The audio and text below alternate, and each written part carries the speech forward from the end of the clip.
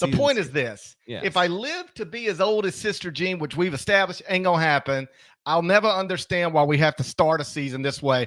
Opposite Monday Night Football with 0 games between ranked teams and just one blowout after another, probably on the schedule. There's got to be a better way to do this. So let's start here. Okay. Deadleg, explain to me why we can't start the season better than this.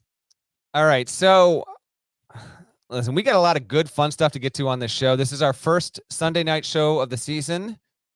A reminder, we will be Sunday night shows live every Sunday with the exception of one from now until the end of the season. We will not be doing, I'm just programming note right now. We're not going live Sunday night, Christmas Eve.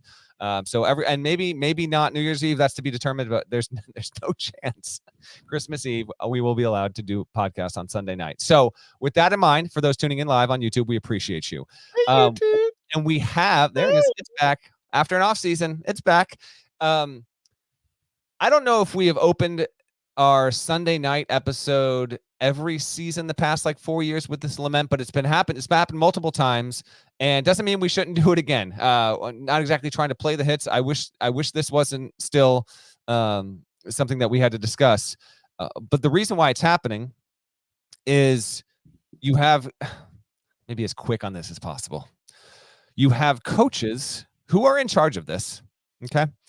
And if they wanted to go out and seek a matchup between a really quality high major team, and this is anyone from, we've got a couple that are involved, and we're gonna get to those games that are Monday, Tuesday, but everyone else from like a John Shire to a Matt Painter to a Kelvin Sampson to a Danny Hurley to a Rick Barnes to a John Calipari, up and down the line, to a Kevin Willard, to Tommy Lloyd, to a Mark Few. I'm not saying these coaches, some of these don't schedule well in non-con. Of course they do. The reason they will point to is, hey, listen, our rosters and the opponents that we are facing have never been more what the hell is going on with this whole situation than they are now. So you bet your ass I'm going to schedule a game against a cupcake the first time I have my team all together to play its first game of the season. That's what I hear. That's what I hear. Sweet.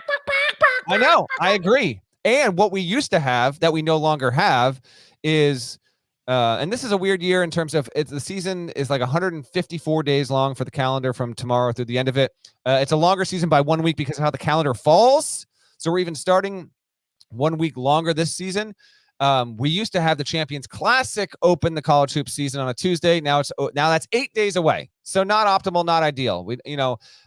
So with all of that, it's up and down the slate. It's obviously terrible. It's in the hands of coaches, and we need, if you are guiding a team that is projected to be top 25 level, for the betterment of the sport, I'd love if these coaches weren't so scared to just schedule one damn game, home road.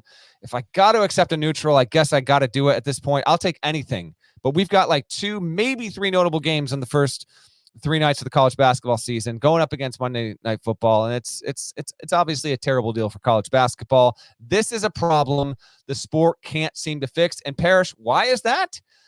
Because if you give coaches leniency and reason to not make the sport as good as it can possibly be, way more often than not, they are going to take the easy way out.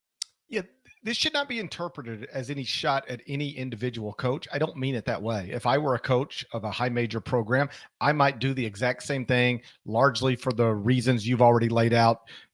In addition to, I don't think my fans want to see me start 0-1. All right. So I understand it from a coaching perspective. I just wish there was somebody or something that could make it undeniably clear this is not good for the sport of college basketball. We don't need all of you playing interesting games on the opening day, but we do need some interesting games on the opening day. No other sport starts like this. Yeah, even name another sport that starts. I feel like college football, and it depends. There's some big games on that opening weekend every time. It's not like, how about this year?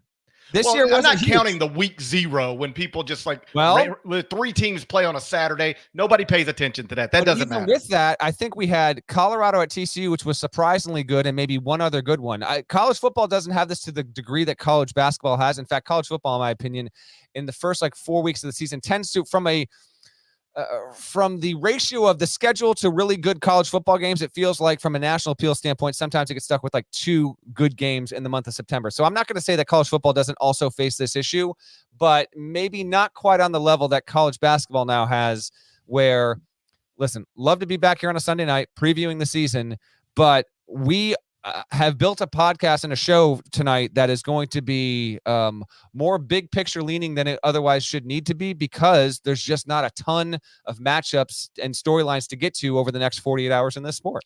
On the what is actually like the real opening week of college football, we had Florida, Utah, 2 big brands. Solid. It's solid. We had and TCU, Colorado. I think we had Colorado, TCU, and that was big because of the way it unfolded. We had North Carolina, South Carolina. That's at least 2 big rival programs against each other. We had LSU, Florida State. That was obviously that's good. Yes, that's good. And then on that Monday, we had Clemson, Duke. So there was at least, it wasn't at the time. I mean, that wasn't a major one. That was just, we'll see. Yeah. So we do have some. That's, again, I can't stress this enough. I don't need everybody to play a game that is interesting, but it would be nice if somebody did, and almost nobody did. Yeah, give us 2 ranked matchups. Our first major matchup, GP, is not until Friday. That's exactly right. Do you know how stupid it is to be like, woohoo, college basketball's here, and it's like, all right, I don't want to watch any of this except for maybe one game on Monday. Let me run you through it. 21 of the 25 teams in the AP Top 25 poll are opening the season on Monday. None of them have a game against a fellow ranked opponent. And number 23, St. Mary's, is playing a D2 school that I never heard of. All right? So we have 20 ranked teams playing games against Division I opponents on Monday. Again, none of these games are ranked versus ranked. What do you think the average point spread is? Ooh. You ready for this? You did the math? Of course I did. Trivia time. Okay, so this could be the first trivia time of the season that winds up being incorrect after the fact. Let's keep that in mind. This was based on when I pulled point spreads earlier today. Obviously, point spreads can change. Don't fact check me and think you're getting over. This is where the numbers were at the time. We have 20 games scheduled for Monday, the opening day of the college basketball season. 20 games featuring a ranked team against a Division I opponent. What do you think the average point spread in those games is? All right, so just for those 20. Yes. They're all D1 on D1 or no? D1, we have 20 games that feature a ranked team against a Division I opponent. 21 games featuring a ranked team, but St. Mary's is playing a D2 school. Can I is it correct if I land within, give me a correct north or south of 3 points? I think that's okay, fine. All right. I'll say on average, give me the spread at, I'm going to say 23.5. Oh, buddy. It's 26. And that's a win. That's a bingo bango. That's a bingo bango. Also terrible. That's awful. I can make it even more awful if you'd like. The average point spread in these games, ranked teams against Division I opponents on Monday, is 26. There was only 1 point spread under 15. One. And that's number 21 USC minus 2.5 against unranked Kansas State. Every other point spread featuring a ranked team against a Division I opponent is at least 15.5 or higher. The average is 26. I hear people all the time, coaches, analysts, anybody who talks about this stuff, talk about all the problems with college basketball. And they say things like, it's the transfer portal. It's name, image, and likeness. It's how the gap between the haves and have-nots is growing. Do you know what the biggest problem with college basketball is? If we're being honest, too many games are total mismatches that shouldn't even be played. If you want to know why, people don't really pay attention to college basketball till January. Yes, some of that has to do with football. Some of it has to do with, you ready for this? The majority of good teams spend November and December playing most of their games as total mismatches.